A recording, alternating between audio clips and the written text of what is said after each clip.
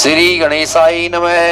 ध्यायेन्नित्यं महेशं रजतगिरिनिभं चारुचन्द्रावतंसं रत्नाकल्पोज्ज्वलांगं प्रशोभ्रभृतिहस्तं प्रसन्नं पद्मासीनं समन्तात् सततममृगणैर्व्याघ्रकृतिवसानम् विश्ववाद्यं विश्वबीजं निखिल भयहरं पंचवक्त्रं त्रिनेत्रं। श्री भगवते श्याम सदा शिवाय नमः। श्री नर्मदेश्वर श्याम सदा शिवाय नमः। श्री शिवाय नमस्तुभ्यं। व्यास जी कहते हैं कि जगत के पिता भगवान शिव, जगत माता कल्याणमयी पार्वती तथा उनके पुत्र गणेश जी को नमस्कार करके हम इस पुराण का वर्णन करते हैं। एक समय की बात है कि नैमिषारण्य में निवास करने वाले शुनक आदि सभी मुनियों ने उत्तम भक्ति भाव के साथ सूत जी से पूछा। ऋषि कहते हैं कि महाभाग सूत जी, विद्वेश्वर संहिता की जो साध्य साधन खंड नाम वाली शुभ एवं उत्तम कथा है उसे हम लोगों ने सुन लिया। उसका आदि भाग बहुत ही रमणीय है तथा वह शिव भक्तों पर भगवान शिव का वात्सल्य स्नेह प्रकट करने वाली है। देखिए, विद्वेश्वर संहिता हमने शिव कथा भाग 1, 2, 3, 4 तक आपके सामने प्रस्तुत करी थी। आपने श्रवण किया होगा, नहीं किया तो आप उसका श्रवण कर सकते हैं। आगे कहते हैं कि विद्वान, अब आप भगवान शिव के परम उत्तम स्वरूप का वर्णन कीजिए, साथ ही शिव और पार्वती के दिव्य चरित्रों का पूर्ण रूप से श्रवण कराइए। ब्रह्मा, विष्णु और महेश ये 3 देवता शिव के ही अंग से उत्पन्न हुए हैं। उनके प्राकट्य की कथा तथा उनके विशेष चरित्रों का वर्णन कीजिए। प्रभु, आप उमा के आविर्भाव और विवाह की भी कथा कहिए। तो यहाँ पे सूत जी ऋषियों को कथा सुनाते हैं। एक कथा नारद जी के और ब्रह्मा जी के संवाद के बारे में है।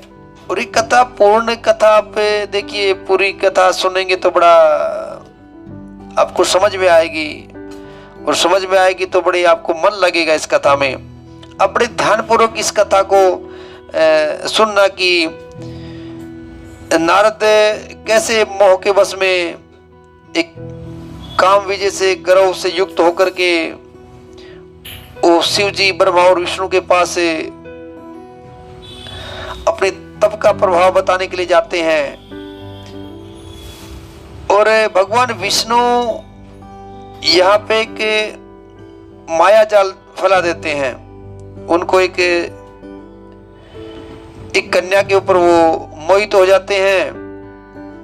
और भगवान विष्णु ने अपना रूप उनको दे दिया, लेकिन मुंह था वो वानर जैसा दे दिया। और कन्या को भगवान खुद ही अपना वर्ण करके चले गए। तो नारद मुनि यहाँ पे बड़े कुपित हो जाते हैं।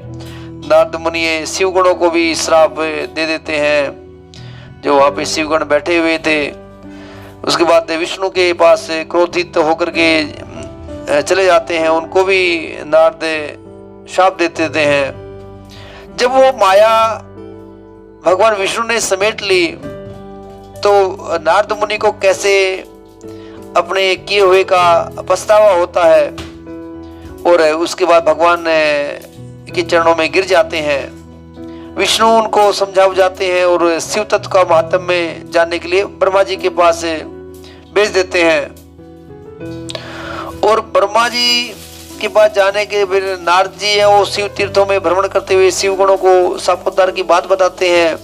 और ब्रह्मलोक में जाकर के ब्रह्मा जी के शिव तत्व के विषय में प्रश्न करते हैं। तो शिव तत्व क्या है ये आगे जाकर के अगले भाग में लेंगे, लेकिन हम ये जो नारद जी का जो संवाद है, ये संवाद यहाँ से पूरा का पूरा इस प्रसंग को हम पूरा करेंगे। आप इसको ध्यानपूर्वक सुनेंगे तो बड़ा समझ में आएगा, बड़ा अच्छा लगेगा आपको। तो बात कहाँ से है कि एक समय की बात है कि मुनि शिरोमणि विप्रवर नारद जी जो ब्रह्मा जी के पुत्र हैं, वे विनित चित्त होकर के तपस्या में मन लगा लिया। और हिमालय पर्वत में कोई एक गुफा थी जो बड़ी शोभा से संपन्न दिखाई देती थी, और इसके निकट देव नदी गंगा निरंतर बहती थी। वहां एक दिव्य आश्रम था और वहां तपस्या करते हुए उनका अपना अंतःकरण शुद्ध हो गया था। अहम ब्रह्मास्मि, ब्रह्मा का साक्षात कराने वाला मैं ब्रह्म हूँ, ये विज्ञान प्रकट हो जाता है। तो एक हाई लेवल पे, उच्च लेवल पे वो तपस्या में लीन होकर के पहुंच गए थे। अभी तपस्या करते हैं तो इंद्र, देवराज इंद्र है वो, उनको डर लग गया। वो एकदम से कांप उठे कि नारद मुनि तो मेरा राज्य ले लेगा। तो मन ही मन उन्होंने ऐसा विचार किया कि इंद्र ने उनकी तपस्या में विघट डालने के लिए कुछ अपना प्रयत्न करने की मन में इच्छा प्रकट हुई। तो उन्होंने मन से कामदेव का स्मरण किया और कामदेव वहां पे स्मरण करते ही कामदेव हाजिर हो गए। और इंद्र ने उन्हें नारद जी की तपस्या के बारे में बताया कि आप कामदेव आप जाओ और उनकी तपस्या में विघ्न डालो, ऐसा आदेश दे दिया। अभी कामदेव वसंत को लेकर के नारद मुनि के पास पहुंच गए और दोनों ने मिलकर के, कामदेव ने और वसंत ने वहां पे अथक प्रयत्न किया, लेकिन नारद मुनि के चित्त में विकार पैदा नहीं कर पाए। तो महादेव जी के अनुग्रह से उन दोनों का गर्व चूर्ण हो गया। अभी शौनक आदि महर्षियों को ये कथा कह रहे कि ऐसा होने में कारण क्या था, उसे आप सुनो। कि महादेव जी की कृपा से ही नारद मुनि पर कामदेव का कोई प्रभाव नहीं पड़ा, कि महादेव जी की कृपा थी। जो पहले उसी आश्रम में कामशत्रु भगवान शिव ने उत्तम तपस्या की थी। जो आश्रम में नारद मुनि अभी तपस्या कर रहे थे, उसी आश्रम में भगवान शिव ने कभी समय पहले तपस्या की थी, और वहीं उन्होंने मुनियों की तपस्या का नाश करने वाले कामदेव को भस्म कर डाला था। कामदेव को भस्म किसने किया था? भगवान महादेव ने तो भस्म किया था। ये बड़ा प्रसंग ज्यादातर सभी पुराणों में आता है। इसकी भी उस समय रति ने कामदेव को पुनर्जीवित करने के लिए देवताओं से प्रार्थना की थी। जब कामदेव को भस्म किया तो रति ने प्रार्थना की थी। तब देवताओं ने समस्त लोगों का कल्याण करने वाले भगवान शंकर से याचना की, और उनकी याचना करने पर वे बोले कि देवताओं कुछ समय व्यतीत होने के बाद कामदेव जीवित तो हो जाएंगे, परंतु यहाँ पे उनका कोई उपाय नहीं चल सकेगा। और यहाँ खड़े होकर के लोग चारों ओर जितनी दूर तक भूमि को नेत्र से देख पाते हैं, वहां तक कामदेव के बाणों का प्रभाव नहीं चल सकेगा, इसमें कोई संशय नहीं है। मतलब जिस भगवान शिव ने तपस्या करी थी, और उस तपस्या के प्रभाव से ही वो प्रभाव था कि वहां पे कामदेव दोबारा जिंदा तो हो जाएंगे, लेकिन उनके बाणों का प्रभाव, उनका जो कामदेव का जो प्रभाव था उस क्षेत्र में नहीं चल पाएगा। यही उसका कारण था। इसलिए कामदेव नारद मुनि को प्रभावित नहीं कर पाए। तो वहां नारद जी के प्रति कामदेव का निजी प्रभाव मिथ्या सिद्ध हुआ, और इसी गरीब स्वर्ग लोक में इंद्र के पास में लौट गए। अभी नारद जी भी भगवान शंकर की कृपा से वहां चिरकाल तपस्या में लगे रहे। जब उन्होंने अपनी तपस्या को पूर्ण हुआ समझा, तब वे मुनि उससे विरत हो गए। कामदेव पर मेरी विजय हुई, ऐसा मान करके उन्होंने अपना गर्व आ गया, उनको अपने ऊपर घमंड हो गया, और वो काम विजय संबंधी वृत्तांत बताने के लिए कैलाश पर्वत पर चल दिए। उस समय वे विजय के मद में उन्मत्त हो रहे थे, और वहां रुद्रदेव को नमस्कार करके गर्व से भरे हुए मुनि ने अपने आप को महात्मा मान करके अपने प्रभाव से कामदेव पर अपनी विजय हुई समझ करके उसका सारा वृत्तांत कह सुनाया। भगवान रुद्र को, महादेव को कामदेव कहते हैं कि ये क्षमा चाहता हूँ, नारद मुनि कहते हैं कि मैंने तो अपनी तपस्या के बल पे कामदेव के ऊपर विजय पा ली, कामदेव का कोई प्रभाव नहीं हुआ। रुद्र तो जानते थे, भगवान शिव तो जानते थे क्यों, तो ये तो उन्हीं की माया थी। ये सुनकर के भगवान शंकर ने नारद जी से अपनी शिव की माया से मोहित होने के कारण काम विजय के जो कारण को नहीं जानते थे, और उन्हें विवेक से खो बैठे थे। कहा कि रुद्र कहने लगे,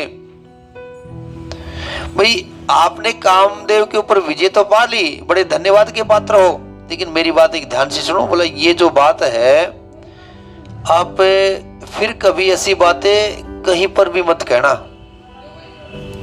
और विशेषतः भगवान विष्णु के सामने तो इसकी चर्चा बिल्कुल मत करना, क्योंकि जो सिद्धि की जो बातें हैं उनको सर्वथा गुप्त रखने योग्य हैं। इसे कभी किसी पर प्रकट नहीं करना चाहिए। तो रुद्र भगवान महादेव ये बातें नारद को कहते हैं।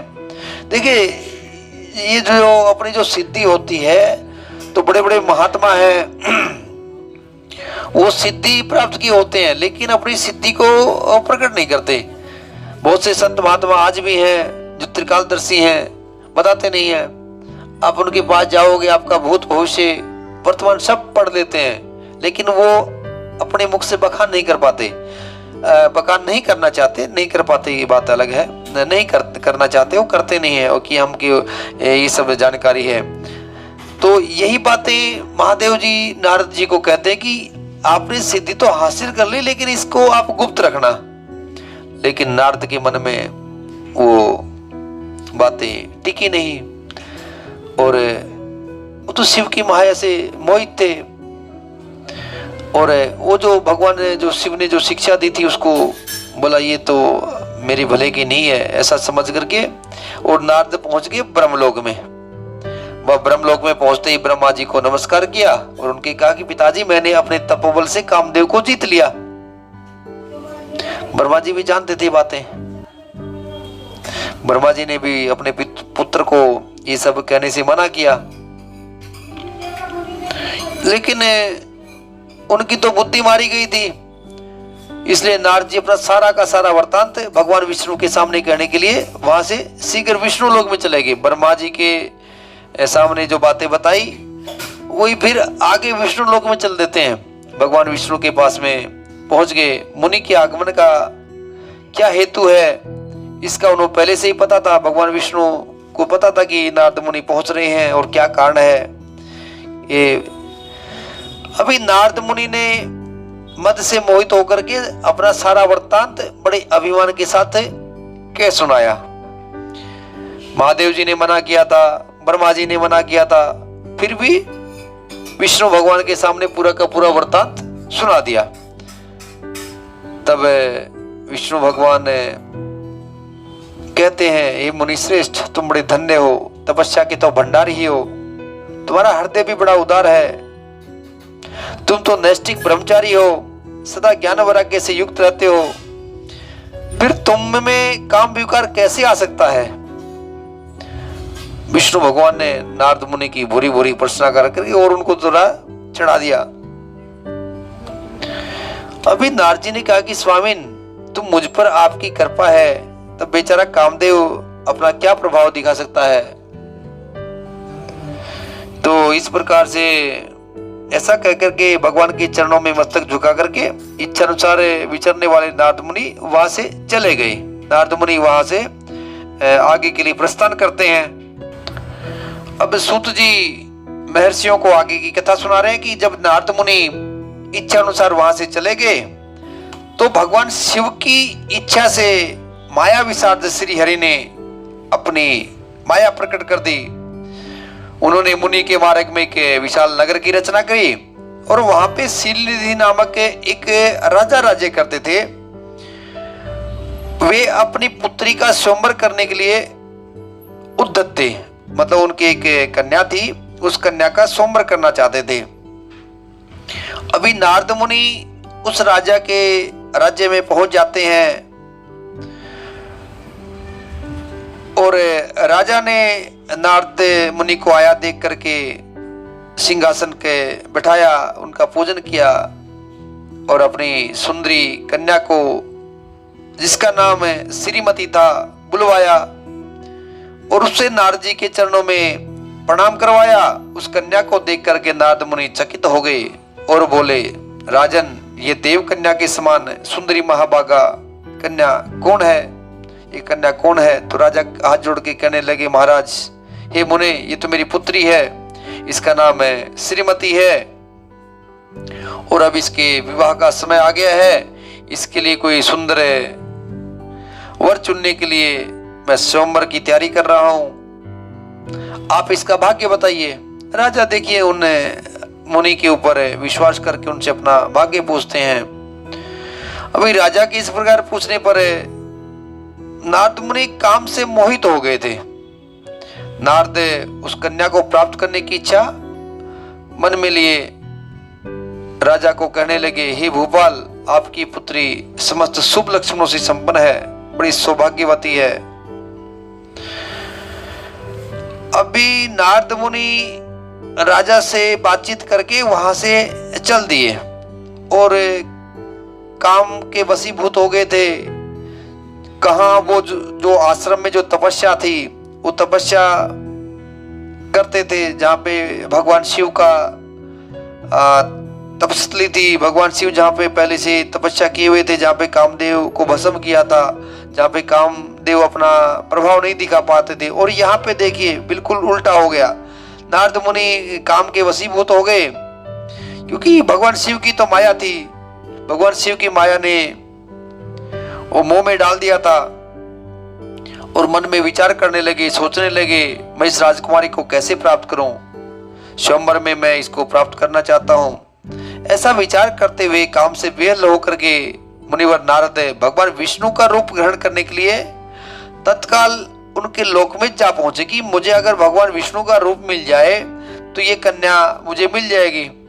वहां पे भगवान विष्णु को प्रणाम करके उनसे बोले कि हे भगवान, मैं आपसे एकांत में कुछ बात करना चाहता हूँ, अपना सारा वृत्तांत कहना चाहता हूँ।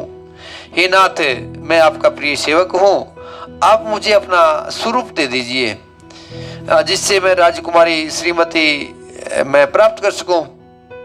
सूत जी कथा सुनाते हैं, हे महर्षियों, नारद मुनि की ऐसी बात सुनकर के भगवान मधुसूदन हंस पड़े और भगवान शंकर के प्रभाव का अनुभव करके उन दयालु प्रभु ने उन्हें इस प्रकार कहा। भगवान विष्णु कहने लगे, हे मुनि, तुम अपने अभिष्ट स्थान को जाओ, मैं उसी तरह तुम्हारा हित साधन करूंगा जैसे श्रेष्ठ वैद्य अत्यंत पीड़ित रोगी का करता है, क्योंकि तुम मुझे विशेष प्रिय हो।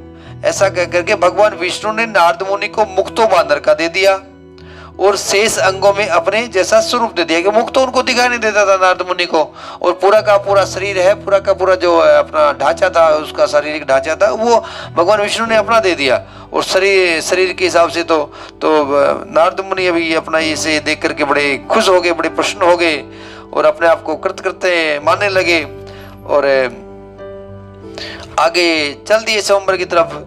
वे नारद जी उस राजसभा में पहुंच गए और बड़े प्रसन्न थे, सोचने लगे कि तो मैं तो भगवान विष्णु के समान रूप धारण किए हो और राजकुमारी मेरा ही तो वर्ण करेगी और दूसरे का नहीं। अभी नारद को तो ये बात पता ही नहीं थी कि मेरा मुंह कैसा कुरूप है, और उस सभा में बैठे हुए सब मनुष्यों ने मुनि को उनके पूर्व रूप में ही देखा। जो कहने का मतलब क्या था कि जो बाकी जो सभा में जो सदस्य आए हुए थे वो उस मुनि को नारद मुनि के रूप में देख रहे थे, लेकिन नारद मुनि जो भगवान शिव के, भगवान विष्णु के जो माया रूपी प्रभाव से अपने आप को खुद विष्णु रूप में देख रहे थे। तो वहां पे नारद मुनि के पास में भगवान शिव के दो पार्षद आए हुए थे, वो भी ब्राह्मण का रूप धारण करके वहां पे बैठे थे। उन ब्राह्मणों को ये नारद मुनि के बारे में पता था कि ये नारद मुनि है, ये इस प्रकार से भगवान ने विष्णु की माया से मोहित होकर के यहाँ पे सुंदरी को पाना चाहते हैं। अभी जब सुंदरी राजकन्या स्त्रियों से घिरी हुई अंतपुर में आ जाती हैं, लेकिन उन्होंने सब तरफ देखा, नारद मुनि का जो वानर जैसा मुख देख करके बड़ी कुपित हो गई, उनको थोड़ा सा गुस्सा आया और लेकिन वो चुपचाप खड़ी रहेगी, उसने किसी के गले में जयमाला नहीं डाली। और इतने में राजा के समान वेशभूषा धारण की भगवान विष्णु वहां पे आ पहुंचे। भगवान विष्णु ने अपनी माया जाल फैला रखी थी वहां पे, और भगवान विष्णु राजा के रूप में वहां पे एकदम से आ जाते हैं और उस सुंदरी को लेकर के चल देते हैं। अब ये जब बातें पता चली कि तब जो दो ब्राह्मण जो बैठे थे, जो भगवान शिव के पार्षद थे, वो नारद मुनि को कहने लगे, अरे बोला बानर के समान घृणित मुंह तो देख लो अपना। बोला तुम तो बानर के समान मुंह लेकर के यार इस सुंदरी को स्वयंवर में लेने के लिए आए थे आप। सूत जी कथा सुनाते हैं, महर्षियों उन रुद्रगणों का ये वचन सुन करके नारद जी को बड़ा अचंभा हुआ, बड़ा विस्मय हुआ एकदम से। और शिव की माया से तो मोहित थे। उन्होंने दर्पण में जाकर के अपना मुंह देखा, शीशे में जाकर के अपना मुंह देखा। मुंह देखते बड़ा एकदम से आग बबूला हो गए, क्रोध से जल उठे और माया से मोहित होने के कारण उन दोनों शिव गुणों को वहीं पे साफ देते हुए कहने लगे। अभी और कुछ तो कुछ बस चला नहीं उसका, शिव गुणों को ही अपना साफ दे दिया। अरे बोला तुम दोनों ने मुझ ब्राह्मण का उपहास किया है, अतः तुम ब्राह्मण के वीर्य से उत्पन्न राक्षस हो जाओ। ब्राह्मण की संतान होने पर भी तुम्हारे आकार राक्षस के समान होंगे। राक्षस होने का उनको साफ दे दिया। देखिए महाराज, ब्राह्मण से जितना हो सके आशीर्वाद लेने की कोशिश करना। ब्राह्मण के तप में, ब्राह्मण के बल में, मंत्र जप में बड़ी ताकत है। अगर उनके जब मंत्र जाप करके जब वो उठते हैं उस समय अगर आशीर्वाद उनके मुख से निकल गया, कितना बड़ा आशीर्वाद, कितनी भी बड़ी मनोकामना हो, संतति संपत्ति वृद्धि का आशीर्वाद मिल गया, संतान निसंतान दंपति हो, आशीर्वाद दे दिया, वो आशीर्वाद ही फल जाएगा। इतनी बड़ी बड़ी ताकत, इतना बड़ा तप में बल है। आप उनका कभी उपवास उड़ाने की कोशिश मत करना, हो सके तो उनका आशीर्वाद लो। घर पे बुला करके उनका पहले भी जैसे एक वर्णन आया है, उनके चरण धोइए, उनसे अपने मस्तक पर तिलक लगवाइए, उनका अपने हाथ से उनके मस्तक पर तिलक करके उनका पूजन कीजिए, उनको भोजन करा करके उनको एक आशीर्वाद लेकर के विदा कीजिए। इसमें भी बड़ी ताकत है। आजकल मैं थोड़ा सा विषय से अलग से हटके नहीं जाना चाहता, ठीक है, कि दक्षिणा के लालच में कि हमने तो ब्राह्मण को दक्षिणा दे दी, बस हो गया काम। अरे दक्षिणा कुछ भी नहीं दी है, दक्षिणा कुछ भी नहीं है। आपको उनके आशीर्वाद के सामने दक्षिणा क्या चीज है? ठीक है, उसको अपनी मजबूरी में वो अपना कर्म कांड कर रहा है, या जो भी अपना उसका कर्म है, क्योंकि ब्राह्मण का तो कर्म है विद्या अध्ययन करना, अध्ययन कराना। ब्राह्मण का कर्म है यज्ञ करना और यज्ञ कराना। ब्राह्मण अगर यज्ञ नहीं करवाएगा, अब किसी दूसरी जाति से यज्ञ करवा लीजिए, सफल ही नहीं होगा, क्योंकि उसके अंदर ठीक है उन्होंने मंत्र सीख लिए हैं, उन्होंने अपने कर्म कांड सीख लिया है। आज शहरों में ऐसे ऐसे भी लोग बैठे हैं जो ब्राह्मण नहीं है और लेकिन यज्ञ करवाते हैं। औरतें भी यज्ञ करवा रही हैं आजकल, तो ऐसा भी है, तो लेकिन वो यज्ञ सफल नहीं होगा। तो ब्राह्मण का ही कर्म है यज्ञ करना, यज्ञ कराना। ब्राह्मण का कर्म है दान लेना, दान देना। मैं पहले वाले वीडियो में भी चर्चा करी थी कि उसको अपना जो दान लेता है उसको कैसे वो उसका दान का शुद्ध करके उसको कितना हिस्से में बांट करके और उस दान को अपने ऊपर खर्च करता है, उसके कितना दशांश कैसे उसको दान में से दान निकालता है, तब उसका शुद्धि होती है। तो बड़ी गहराई की बातें हमारे ग्रंथों में है, लेकिन इस विषय से हट करके नहीं जाना चाहता मैं। आप हो सके तो ब्राह्मण का उपहास न उड़ाएं, हो सके तो ब्राह्मण से आशीर्वाद लेने की कोशिश करें। अब आगे सूत जी ऋषियों को कथा सुनाते हैं कि ये तो नारद मुनि तो वहां पे अपनी भगवान शिव की माया से मोहित थे, भगवान विष्णु की माया से मोहित से थे, और उन दोनों रुद्रगणों को साप दे करके और उनको गुस्सा आ गया, और गुस्से में वो विष्णु भगवान को फटकारने के लिए चल दिए और विष्णु लोक में चले गए। और विष्णु भगवान को देख करके कहने लगे, अरे बोला विष्णु, तुमने स्त्री के लिए मुझे व्याकुल किया है, तुम इसी तरह सबको मोह में डालते रहते हो। ये कपटपूर्ण कार्य करते हुए तुमने जिस स्वरूप से मुझे संयुक्त किया था उसी स्वरूप से तुम मनुष्य हो जाओ और स्त्री के वियोग का दुख भोगो। तुमने जिस वानरों के समान मेरा मुख बनाया था वे ही उस समय तुम्हारी सहायक हो। तुम दूसरों को स्त्री विरह का दुख देने वाले हो, अतः स्वयं भी तुम्हें स्त्री के वियोग का दुख प्राप्त होगा।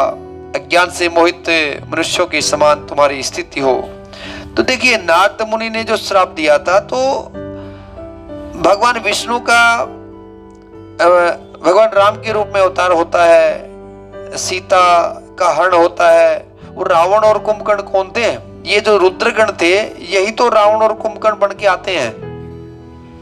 और भगवान विष्णु जो राम का अवतार लेते हैं और सीता के वियोग में, माता जानकी के वियोग में 14 वर्ष का वनवास काटते हैं और वहां से सीता को लंकेश के पास जो हरण होता है सब वहां से लेकर के आते हैं। हालांकि ये भी सब माया थी, उनकी खुद की माया थी, क्योंकि रामचरितमानस में बाबा तुलसीदास वर्णन करते हैं।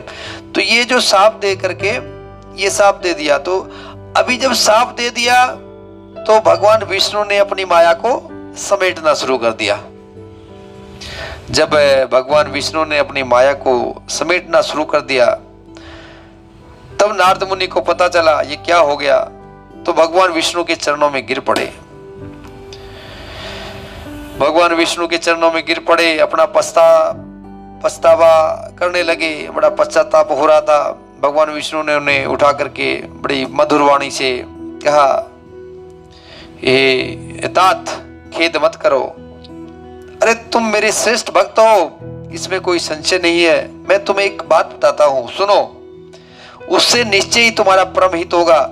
तुम्हें नरक में नहीं जाना पड़ेगा, भगवान शिव तुम्हारा कल्याण करेंगे। तुमने मद से मोहित होकर के जो भगवान शिव की बात नहीं मानी थी, अरे उसकी अवहेलना कर दी थी, उसी अपराध का भगवान शिव ने तुम्हें ऐसा फल दिया है। क्योंकि भगवान शिव के पास गए थे वो पहले, और शिव ने बताया था कि ये इस तुम्हारे जो कामदेव को आपने विजय पाई है, इसका कहीं भी चर्चा मत करना। तो वही बातें बता रहे कि भगवान शिव की जो बातें नहीं मानी थी, उसकी अवहेलना करी थी, तो भी भगवान शिव ही तुम्हारा उद्धार करेंगे, क्योंकि वे ही कर्म फल के दाता हैं। तुम अपने मन में ये दृढ़ निश्चय कर लो कि भगवान शिव की इच्छा से ये सब कुछ हुआ है। सबके स्वामी परमेश्वर शंकर ही गर्व को दूर करने वाले हैं, वे ही परम ब्रह्म परमात्मा हैं। वे ही अपनी माया को लेकर के ब्रह्मा विष्णु और महेश इन तीन रूपों में प्रकट होते हैं। आगे कहते कि तुम्हें मैं एक सुंदर उपाय बताता हूं। तुम शिव के सतनाम स्तोत्र का पाठ करो, शिव के सतनाम स्तोत्र का पाठ करो और प्रतिदिन उनकी पूजा अर्चा करते रहो। देखिए भगवान विष्णु है, नारद को भगवान शिव की पूजा की सलाह देते हैं। वह जीवन मुक्त कहलाता है। जो शरीर मन और वाणी द्वारा भगवान शंकर की उपासना करता है उसे पंडित या ज्ञानी जानना चाहिए, और वही जीवन मुक्त कहलाता है। शिव इस नाम रूपी दावानल से बड़े बड़े पातकों के असंख्य पर्वत अनायास भस्म हो जाते हैं। यह सत्य है, सत्य है, सत्य है। ओम नमः शिवाय। श्री शिवाय नमस्तुभ्यं, श्री शिवाय नमस्तुभ्यं, श्री नर्मदेश्वर शाम सदा शिवाय नमः है। कहते कि भगवान शिव की पूजा ही उत्कृष्ट साधन तथा जन्म मरण रूपी संसार बंधन की नाश का उपाय है। आज से यत्न पूर्वक सावधान रहकर विधि विधान के साथ भक्ति भाव से नित्य निरंतर जगदम्बा पार्वती सहित महेश्वर सदाशिव का भजन करो और नित्य शिव की कथा सुनो और कहो, कथा सुनो और कथा कहो तथा अत्यंत यत्न करके बारंबार शिव भक्तों का पूजन किया करो। हे मुनि श्रेष्ठ, आपके हृदय में भगवान शिव के उज्जवल चरणाविंदों की स्थापना करके पहले शिव के तीर्थों में विचरो, भगवान शिव के तीर्थों में जाओ, द्वादश ज्योतिर्लिंगों में जाओ। मुनि इस प्रकार परमात्मा शंकर के अनुपम महात्म्य का दर्शन करते हुए अंत में आनंदवन काशी में चले जाओ। वह स्थान भगवान शिव को बहुत ही प्रिय है।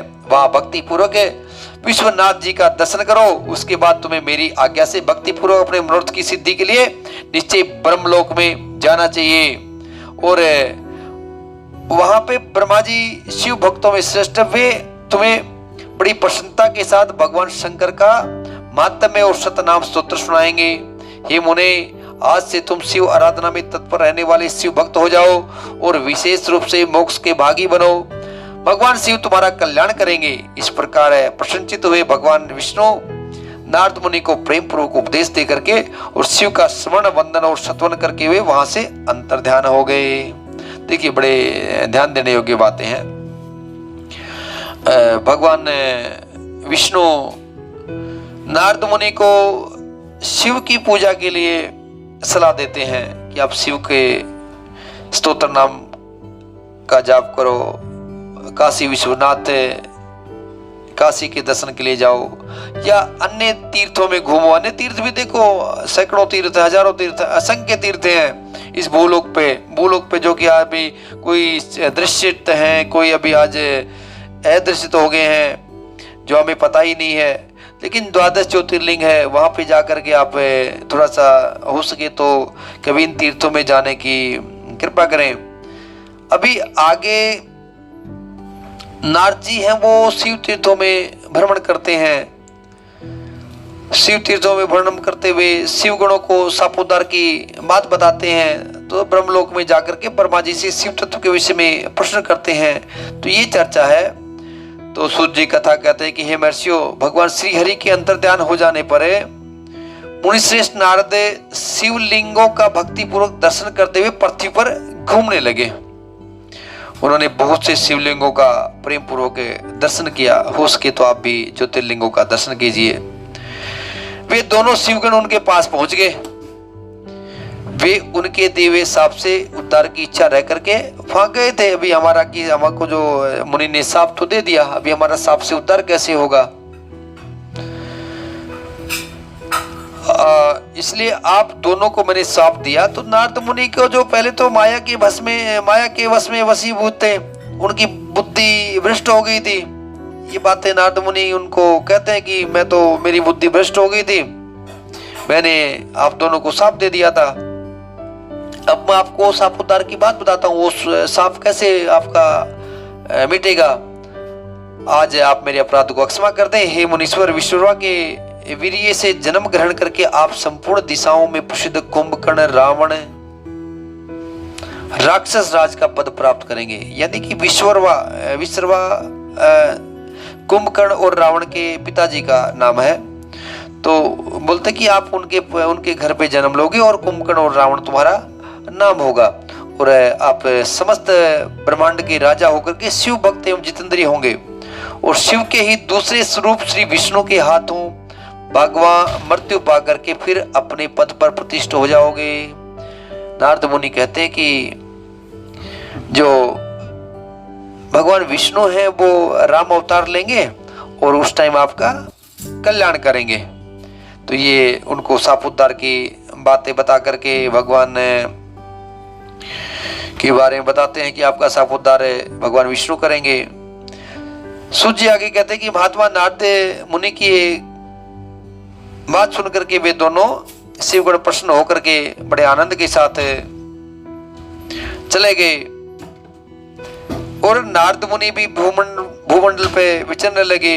वो भी काशीपुरी में चले गए। काशीपुरी में भगवान काशी विश्वनाथ का दर्शन किया, और उसके बाद वो ब्रह्मलोक को चले जाते हैं, जहाँ पे निरंतर शिव का स्मरण करने से उनकी बुद्धि शुद्ध हो गई थी, और वहां पे शिव तत्व का विशेष रूप से ज्ञान प्राप्त करने की इच्छा करने के लिए नारद ब्रह्मा जी को भक्ति पूर्वक नमस्कार किया वहां पे ब्रह्मलोक में, और नाना प्रकार के स्तोत्रों से उनकी ब्रह्मा जी की स्तुति करी।